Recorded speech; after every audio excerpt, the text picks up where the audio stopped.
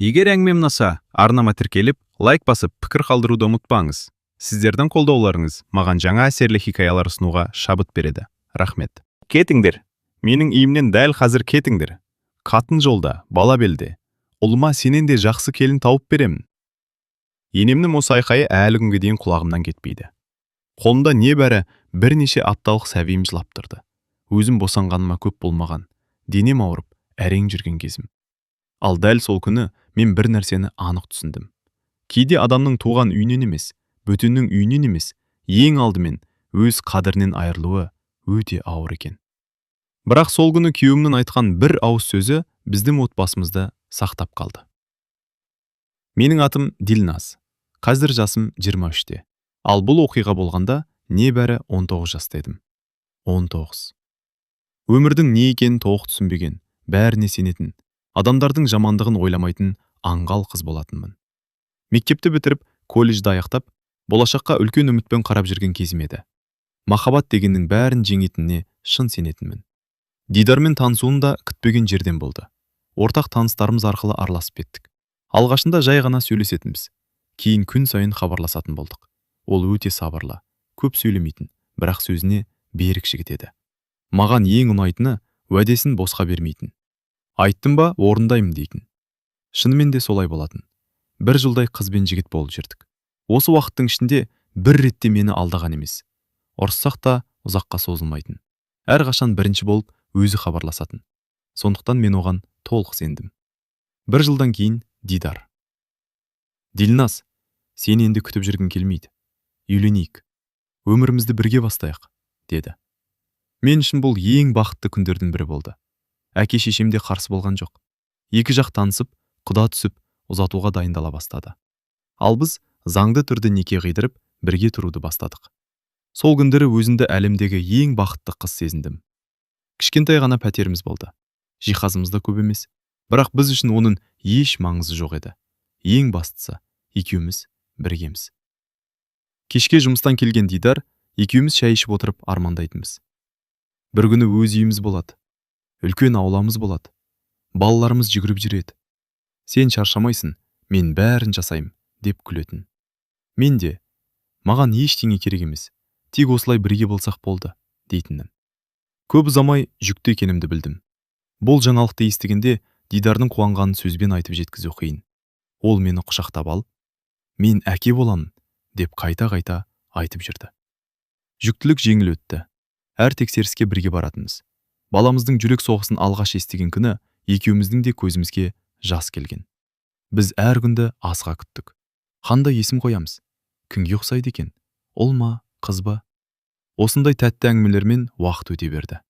Бірақ жүктілігінің соңына қарай бір мәселе шықты. Дидардың жұмысы басқа қалада болатын. Ал босанатын уақытым жақындап қалған еді. Сол кезде енем өзі ұсыныс айтты. Қызым, босанғанша біздің үйге кел. Алғашқы 40 күн өте қиын болады. Мен өзім қараймын, саған көмектесемін. Баланды бірге өсіреміз, деді. Ол сөздерді естігенде көңілім орнына түсті. Қандай жақсы адам, деп ойладым.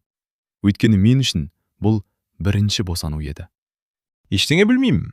Сәбиді қалай шомылдырады, қалай орайды, қалай тыныштандырады. Барлығы маған қорқынышты көрінетін. Сондықтан енемнің көмектесем деген сөзіне қатты қуандым. Тіпті анама, уайымдамаңыз, енем көмектесем деп жатыр, деп өзім жұбаттым. Анам болса, қызым, ең бастысы өзіңді күт. Босанған әйелге тыныштық керек. Көп уайымдама, деді. Сол кезде анамның осы сөзінің мағынасына мән бермеппін. Өйткені алда мені не күтіп тұрғанын білмедім. Күндер өте берді. Толғағым басталып, перзентханаға түстім. Толғақ оңай болған жоқ. Сағаттар бойы қиналдым. Ақыры дәрігерлердің көмегімен дүниеге сап-сау ұлым келді. Баламның алғашқы жылаған дауысын естігенде бар ауырсынуды ұмытып кеттім. Көзімнен еріксіз жас ақты.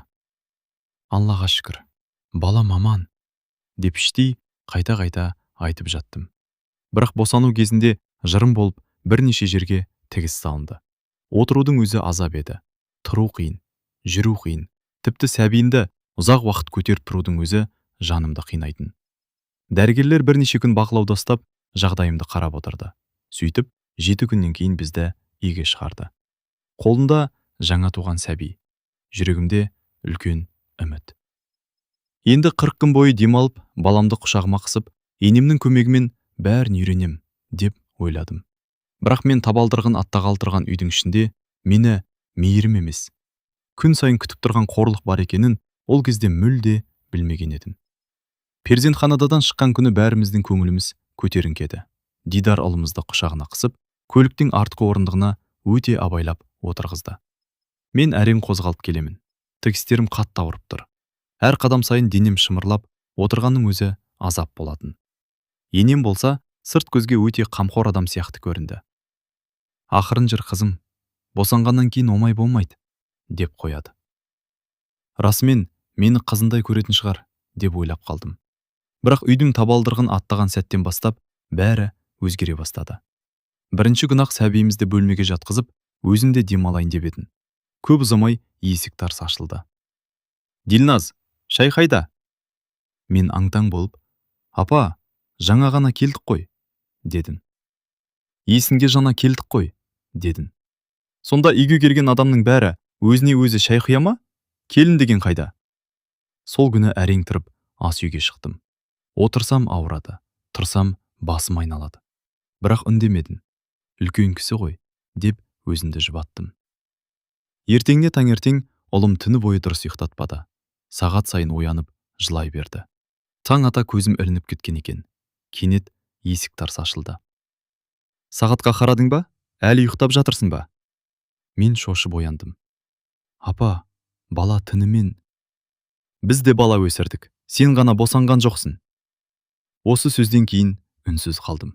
Содан бастап күн сайын бір кінә табылатын болды. Бір күні үйдің іші жиналмаған. Екінші күні тамақ кеш дайын болды. Үшінші күні баланды дұрыс ұстамайсың. Төртінші күні қабағың ашылмайды. Қандай іс жасасам да көңілінен шықпайтынмын. Ал ең қиыны, Дидар кешке жұмыстан келгенде енемнің бәрін басқаша айтып беру еді. Балам, Дилназға ештеңе істетіп жатқан жоқпыз. Күні бойы баласын емізіп жата береді. Шайды дайын қойып береміз. Ештеңеге қинамаймыз. Мен сол сөздерді естіп, үнсіз ғана төмен қарадым. Неге бұлай айтып жатыр, деп іштей жылағым келетін. Шындығында таңнан кешке дейін өзім жүгіріп жүрмін. Тек ауырғанымды білдірмеуге тырысатынмын. Бір күні баланы шомылдыратын уақыт болды. Менің еңкейгенімнің өзі қиын еді. Қайным сырттан су тасып берді. Енем суды легенге құйып қойды. Ал ұлымды шешіндіріп, жуындырып, сүртіп, киіндіргеннің бәрін өзім жасадым. Кешке Дидар келгенде енем мәз болып, бүгін немеремді өзім шомылдырып алдым. Келінің әлі ештеңе білмейді екен, деді. Мен үндемедім. Өйткені сөйлесем, тағы да мен кінәлі болып шығатынымды түсіндім. Күн өткен сайын сөздері де ауырлай бастады. Кейде ұлымды құшағына алып отырып, бұл менің балам болады. Өскенде тек мені жақсы көреді. Сендерді тыңдамайды. Әжесінің баласы болады, деп күлетін. Бәрі күлетін. Ал менің жүрегім шым ете қалатын. Бұл сөз әзіл сияқты айтылғанмен, маған өте ауыр тиетін. Бір күні шыдай алмай, апа, олай айтпаңызшы, ол менің балам ғой, дедім. Сол-ақ екен, қабағы түйіліп кетті. Не болды саған? Әзілді де көтермейсің бе? Содан кейін тағы да мені міней бастады. Сен біртүрлі қабағың ашылмайды. Үнемі ренжіп отырасың. Балаң аман-есен туғанына қуанбайсың ба? Осы сөздерді естіген сайын бөлмеме кіріп, ешкімге білдірмей жылайтынмын. Дидарға айтуға қорқатынмын. Өйткені жұмысынан шаршап келеді. Анасы мен әйелінің ортасында қалмасын деп ойлайтынмын. Сөйтіп бәрін ішіме жинай бердім. Бірақ адамның төзімнің де шегі болады екен. Ұлым бір айға толмай жатып, мазасыздана бастады. Іші кеуіп, ұзақ жылайтын болды. Мен де не істерімді білмей әбігерге түстім. Дәл сол кезде енемнің сөздері бұрынғыдан да бетер қатыгез болып кетті. Сенің сүтің құнарсыз. Бала аш қалып жүр. Өз басыңды ғана ойлайсың. Жасырын тәтті жеп жүрген шығарсың. Осындай ана бола ма? Күн сайын осы сөздерді ести берген соң, өзімді кінәлай бастадым. Шынымен мен жаман анамын ба? Осы сұрақ жанымды жегідей жей бастады. Ал сол қорлықтың соны менің үстімнің мүлде азайып кетуіне алып келетінін ол кезде әлі білмейтінмін. Ұлым күннен күнге мазасыздана берді. Тамақ ішкеннен кейін де жылайды. Құшағыма алсам да жұбанбайды. Түнде көз ілмейді. Мен де онымен бірге ұйықтамайтын болдым. Бір қолында сәби, бір қолында жөргек. Кейде таңның қалай атқанын да байқамай қалатынмын. Бірақ маған ең қиыны ұйқысыздық емес еді. Ең қиыны күн сайын еститін ауыр сөздер болатын. Бір күні ұлым тағы да ұзақ жылады. Енем оны қолына алып, «Байғұсым-ай, аш қалған ғой», деді. Мен, «Апа, жаңа ғана еміздім», деп едім сөзінді бөліп. «Еміздің дейсің. Сенде сүт бар ма өзі?» Үндемедім. «Сенің сүтің құнарсыз, балаң тоймай жүр». Сол сәтте өзімді өте дәрменсіз сезіндім. Мен барымды салып жүрген ана едім. Бірақ біреу күнде сенің ана екеніңе күмән келтірсе, уақыт өте өзінде соған сене бастайды екенсің. Содан кейін не жесем де, не ішсем де сүтім көбейсе екен деп тірейтін болдым. Жылы шай іштім, сорпа іштім, демалуға тырыстым. Бірақ демалуға мүмкіндік қайда? Бір бөлмеден екінші бөлмеге шықсам, мына жерді жина, ыдыс жуылмапты, шайды құй, тамақты жылат, баланы дұрыс ұстамайсың. Күн сайын осылай өтетін. Бірде жылап отырғанымды көріп қалған қайным, «Жеңеше, бәрі жақсы ма?» деп сұрады.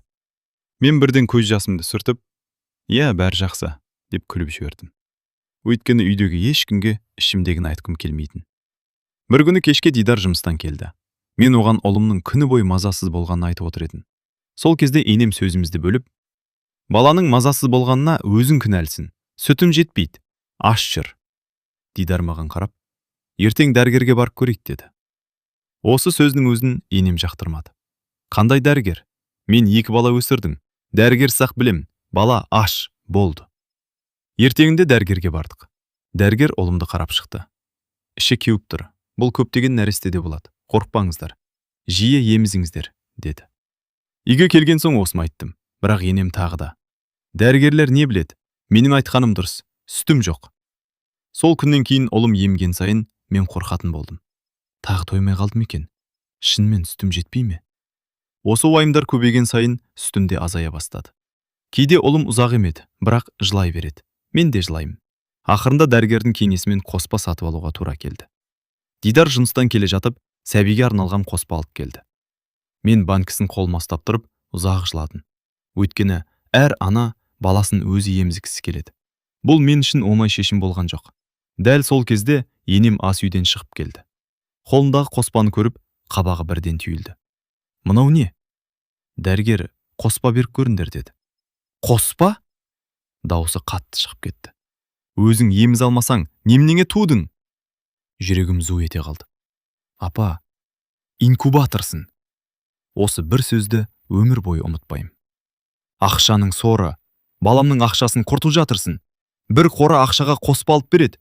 Нағыз ана болсаң, өзің емізер едің». Көзімнен жас парлап кетті. Мен сөйлей алмадым. Қолым дірілдеп кетті. Ұлым болса бесікте жылап жатыр. Менің де ішім алай-түлей. Сол күні бөлмеме кіріп, баламды құшағыма қысып алып, ұзақ жыладым. Мен расымен жаман анам ба? Неге қолымнан ештеңе келмейді? Осы сұрақтар маза бермеді. Кешке Дидар келіп, менің көзімнен ісіп кеткенін көрді. «Не болды?» Мен үндемедім. «Дилназ, айтшы». Мен тағы үндемедім. Өйткені айтсам, тағы да анасы мен әйелінің ортасында қалады деп қорықтым. Бірақ дәл сол түні менің ішімде жиналған өкпе, қорлық, көз жасы бір күні бәрібір сыртқа шығатынын сезіп жүрдім. Ал оның қашан болатынын ешкім білмейтін. Енемнің инкубатор деген сөзі жанымды қатты жаралағанмен, тағы да үндемедім. Бала үшін шыдаймын. 40 күнім шықсын, бәрі жақсы болып кетер, деп өзімді жұбататынмын. Бірақ жардай керісінше күннен күнге қиындай түсті. Ұлым қоспаны іше бастағаннан кейін аздап тыныштала бастады. Түнде бұрынғыдай ұзақ жыламайтын болды. Мен соған қуанып жүрсем, енем тағы да мін табатын болды. «Қараш, ақша болса болды екен ғой, күнде қоспа ішеді. Осындай келінді қайдан таптың екен? Бұрынғының келіндері қандай еді?» Мен оның әр сөзін үнсіз тыңдайтынмын, бірақ іштей сынып бара жаттым. Бір күні таңертең ұлым түні бойы дұрыс ұйықтатпағандықтан, таңға жақын ғана көзім ілініп кеткен екен. «Дилназ!» Есіктің тарс ашылғаннан шошып ояндым. «Сағат қанша болғанын көрдің бе?» «Апа, бала, бала деп бәрін соған жабасын. Үйдің тірлігі кімге қалады?» Орнымнан әрең тұрдым. Белім ауырады. Тігістерім әлі толық жазылмаған.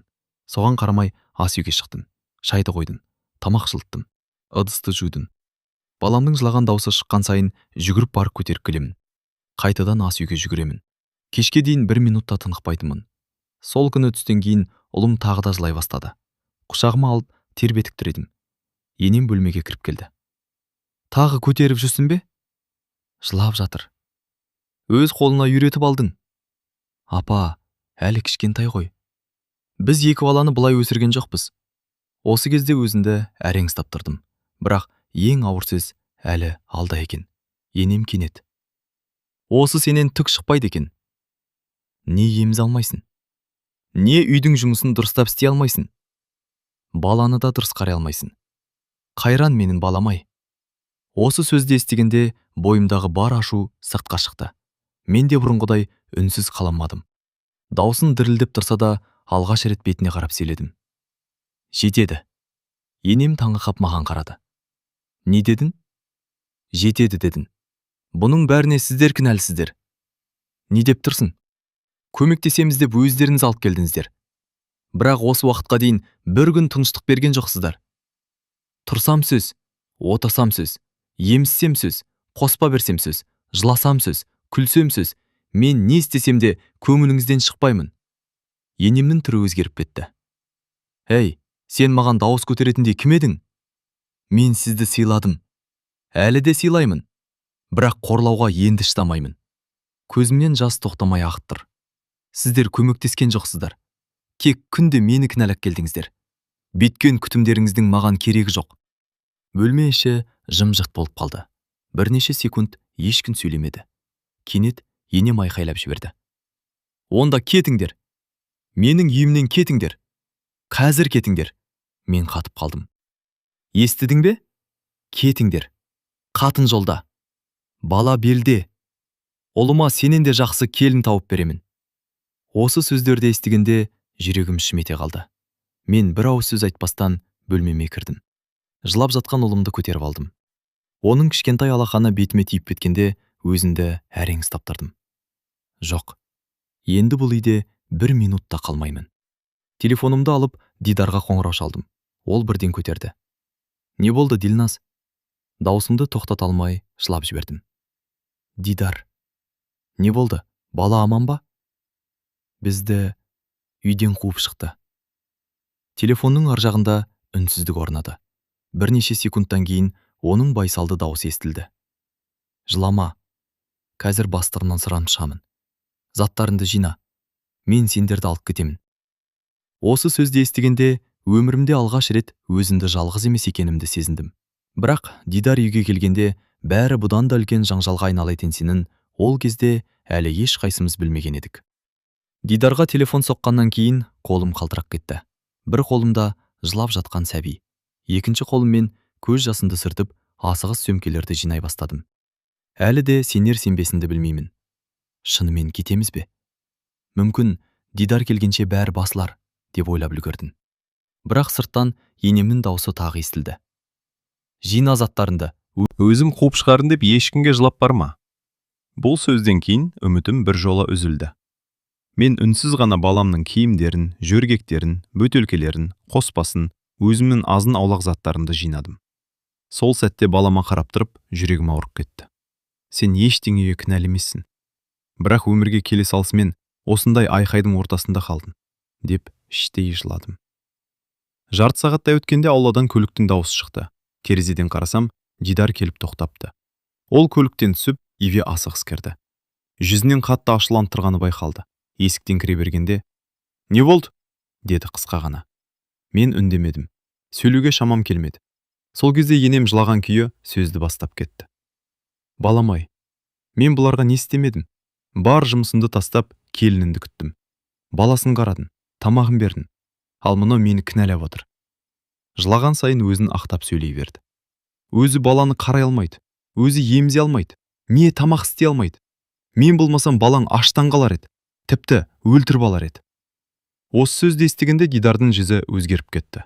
Ол анасына тіке қарап, «Болды, мама». Бірақ балам, «Жоқ, болды» дедім. Үйдің іші бір сәтке тып-тыныш болып қалды. Мен Дидардың дәл бұлай сөйлейтінін күтпеп едім. Ол маған бұрылып, «Дилназ, дайынсың ба?» Мен басымды изедім, сосын қайтадан анасына қарады. Ол менің әйелім. Анау менің балам. Баламды да, Әйелімді де өзім бағам. Енді ешкім араласпайды. Енем тағы да жылап, сен де осы қатының сөзін еріп кеттің. Бұрын анаң деп тұрушы едің.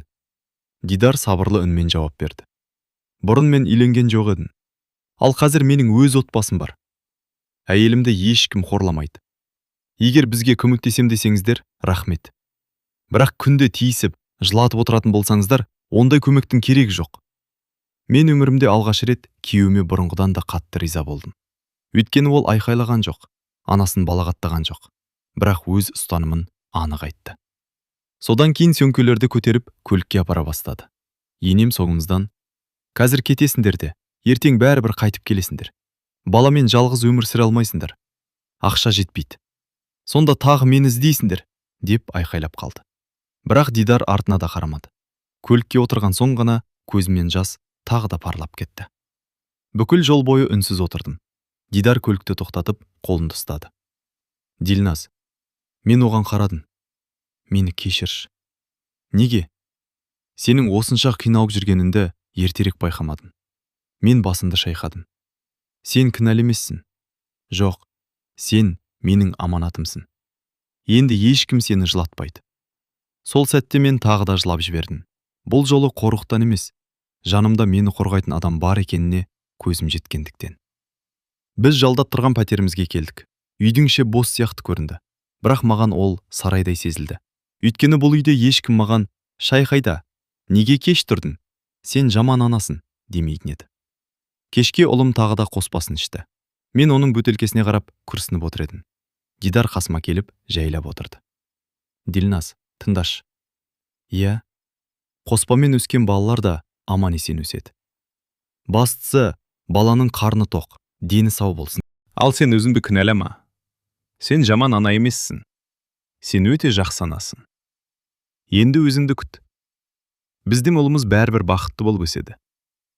Оның осы сөздері мен үшін ең қымбат демеу болды. Сол түні алғаш рет ешкімнің айқайын естімей ұйықтадым. Бірақ біз тыныш өмір бастаймыз деп ойлағанымызбен, бірнеше аптадан кейін Дидардың телефонына келген бір хабарлама бәрін қайтадан өзгертіп жіберді. Жаңа пәтерге көшкеннен кейін өміріміз біртіндеп қалыпқа келе бастады. Әрине, бәрі бірден оңай болып кеткен жоқ. Дидар таңертең ерте жұмысқа кетеді. Мен күні бойы баламен үйде жалғыз қалатынмын. Түнде ұйқы дұрыс жоқ. Біресе жөргек ауыстырамын, біресе қоспасын дайындаймын. Бірақ бір нәрсе өзгерді. Мен енді қорықпайтын болдым. Ешкім есікті тарс ашық кірмейді. Ешкім неге кеш тұрдың демейді. Ешкім менің ана екенімді сынамайды. Үйіміз шағын болса да, көңілім кең еді. Кейде Дидар кешке үйге гүл алып келетін, кейде тәтті алып келетін. Бүгін қалай өтті деп міндетті түрде сұрайтын. Мен де оған күндіз болған қызықтарды айтып беретінмін. Олмыз күн сайын өсіп, жүзіне күлкі үйіріле бастады. Оған қарап барлық қиындықты ұмытып кететінмін. Бір күні кешке Дидар жұмыстан келіп, телефонын үстелге қойып, жуынуға кіріп кетті. Сол кезде телефоны бірнеше рет дірілдеді. Экранда «Анашым» деген жазу шықты. Мен телефонға қарадым да алмадым. Бұл олардың өзара әңгімесі деп ойладым. Дидар шығып, хабарламаны ашты. Оқып отырып, ауыр күрсінді. «Не болып қалды?» деп сұрадым. Ол үндемей телефонды маған ұсынды. Хабарламада былай жазылыпты. «Ұлым, қалайсың? Келмей кеттің ғой. Сені қатты сағындым. Бұрын отбасын деп анаңды бірінші қоятын едің. Қазір ана қатының сені әбден өзгертіп жіберді. Бізді керек қылмайтын болдың. Сен бұрын мұндай емес едің». Мен үнсіз қалдым. Ішім біртүрлі болып кетті. «Оқшы, ар қарай», деді Дидар. Келесі хабарламада: «Әйел деген табылады, ана біреу ғана. Сен сол қатының айтқанымен жүрсің, ертең өкінесің», деген сөздер тұр екен. Телефонды жайлап үстелге қойдым. «Жауап бермей-ақ қойшы», дедім. «Жоқ, жауап берем». «Ұрысып керек жоқ». «Ұрыспаймын». Дидар біраз ойланып отырды. Сосын қысқа ғана жауап жазды. «Мама, мен сіздерді сыйлаймын. Бірақ қазір менің отбасым, әйелім мен балам. Олар менің жауапкершілігім. Дилназды ренжітпеңіздер. Бізге тыныштық керек». Жіберді де телефонды қалтасына салып қойды. Мен оған қарап, «Ренжіп қалмай ма?» деп сұрадым. Ол күлімсіреп, «Егер шындыққа ренжитін болса, оған мен кінәлі емеспін», деді. Осы сөзінен кейін жүрегін тынышталып қалды. Бірақ бәрі мұнымен біткен жоқ. Келесі күндері енем тағы хабарлама жібере бастады. Бірде қатын жолда, бала белде, анаңды ұмытпа деп жазса, бірде сенің ақшаңды бекер құртып жүрген қыз ғой депті. Тағы бір хабарламасында ол сені бізден әдейі алыстатып жүр деген сөздер болды. Дидар еш қайсысына ашумен жауап берген жоқ. Бір күні тек бір ауыз сөйлем жазды. Ол менің жарым. Қабылдасаңыздар, сол қалпында қабылдаңыздар. Қабылдай алмасаңыздар, біздің отбасымызға араласпаңыздар. Осы хабарламадан кейін біраз уақыт тыныштық орнады. Мен сол күні Дидарға қарап, рахмет дедім. Не үшін? Осынша уақыт бойы мені қорғағаным үшін. Ол күліп, мен ешқандай ерлік жасаған жоқпын. Бұл әр ер адамның міндеті. Әйелі мен баласын қорғау. Мен сол сәтте ішімнен осындай жар нәсіп еткен үшін Аллаға шүкір деп дұға еттім. Бірақ арада бірнеше апта өткен соң, енем күтпеген жерден менің анама телефон шалып, бүкіл әңгімені мүлде басқа қырынан айтыпты. Ал бұл жол мен бұрынғы Ділназ емес едім. Енді мен үнсіз қалмайтынмын. Енем біраз уақыт тынышталғандай көрінген. Мен де бұл әңгіменің бәрі артта қалды деп ойладым. Балам өсіп келе жатты. Дидар екеуміз бір-бірімізге бұрынғыдан да жақын болып кеттік. Үйімізде тыныштық орнағандай еді. Бірақ бұл тыныштық ұзаққа созылмады. Бір күні түс ауа телефоным шырылдады. Қарасам, ағам хабарласып тұр екен. Алло, аға? Дауысы әдетте үйден біртүрлі шықты. Ділназ, қолың бос па? Иә. Саған бір нәрсе сұрайын деп едім. Айта бер. Сендерде бәрі дұрыс па? Жүрегім зу ете қалды. Неге олай сұрап тұрсың? Аз бұрын бізге бір кісі хабарласты. Кім? Дидардың анасы. Мен үнсіз қалдым. Ағам сөзін жалғастырды. Қызыңды алып кетіңдер. Үлкенді сыйламайды. Баламды бізден алыстатты. Тәрбие көрмеген. Ініме тығылып отыр деп біраз нәрсе айтты. Менің денем мұздап кеткендей болды. Сен не дедің? Деп сұрадым. Ештеңе демедім. Алдымен өзіммен сұрайын дедім. Көзіме жас келді. Өйткені ағам маған сеніп, алдымен менің пікірімді тыңдағысы келген екен. Мен болған жағдайдың бәрін басынан аяғына дейін айтып бердім. Перзентхана, 40 күн, күнделікті сөздер, инкубатор деген қорлық, үйден қуып шыққаны, бәрін. Телефонның ар жағында ұзақ үнсіздік болды. Сосын ағам ауыр күрсінді. Ділназ. Я? Сен мұның бәрін неге бұрын айтпадың? Алаңдамаңдар дедім. Біз сенің ата-анаңбыз ғой. Бәрі өтті аға. Ең бастысы Дидар сені қолдапты. Я. Онда сабыр сақта. Бірақ ешкімнің саған бұлай сөйлеуге құқығы жоқ. Телефонды қойған соң ұзақ ойланып отырдым. Неге енем ата-анама дейін араластырды? Неге бәрін бұрмалап айтты? Осы сұрақтар маза бермеді. Сол күні кешке тағы бір бейтаныс нөмір хабарласты. Даусынан бірден таныдым. Енем. Алло? Ділназ, менмін. Тыңдап тұрмын. Сен ата-анаңа не айтып үлгердің? Ештеңе жасырған жоқпын. Сен мені жаман көрсетіп жүрсің. Жоқ. Онда неге бәрі маған қарсы? Мен біраз үндемей тұрдым. Сосын алғаш рет өте сабырлы дауыспен сөйлей бастадым. Апа, сізде маған айтатын реніш болса, маған айтыңыз. Не? Мен кәмелетке толған, өз отбасын құрған әйелмін. Ата-анам мен үшін шешім қабылдамайды. Оларды араластырмаңыз.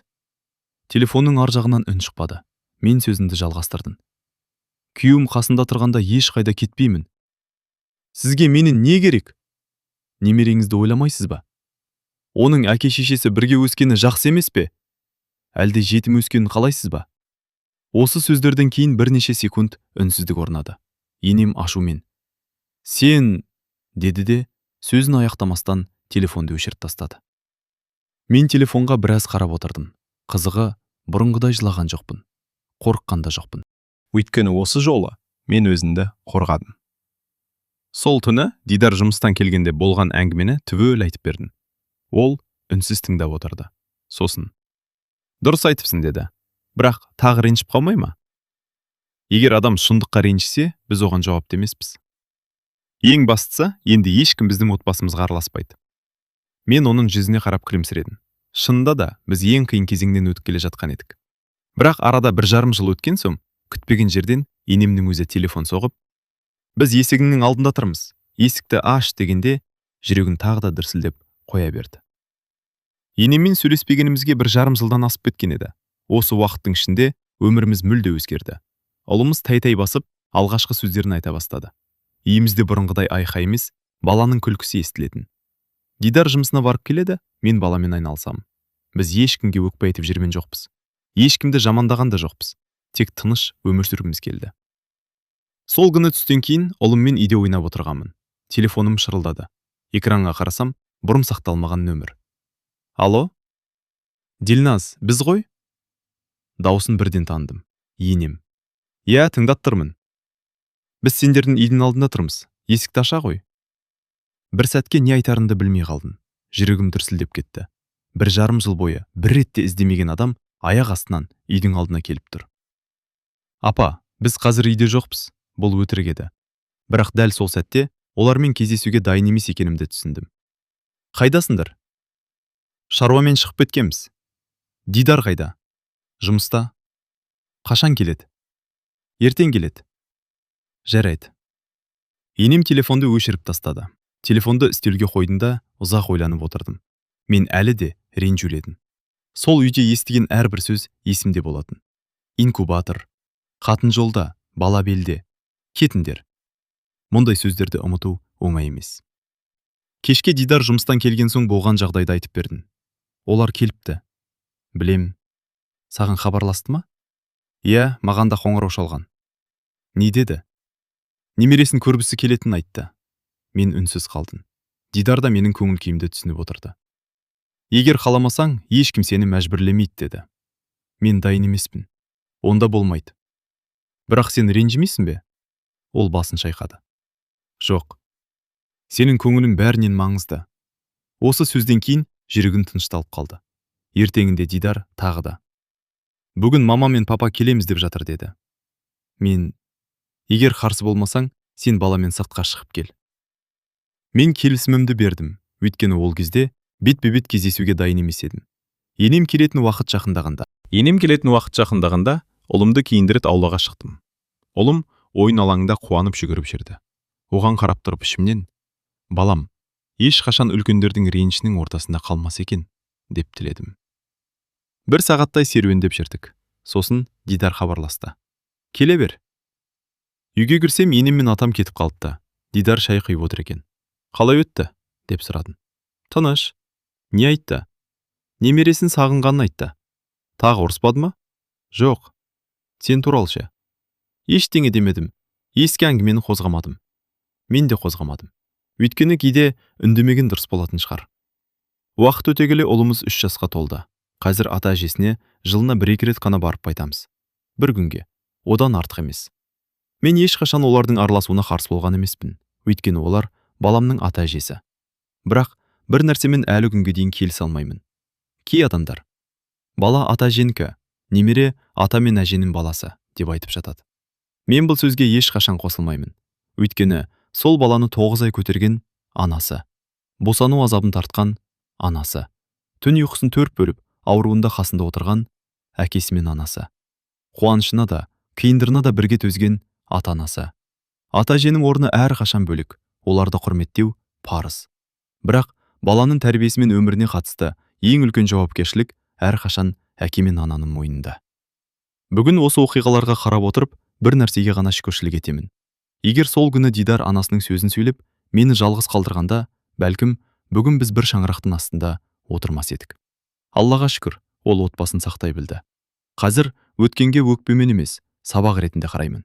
Өйткені сол қиын күндер бізді әлде қайда мықты етті.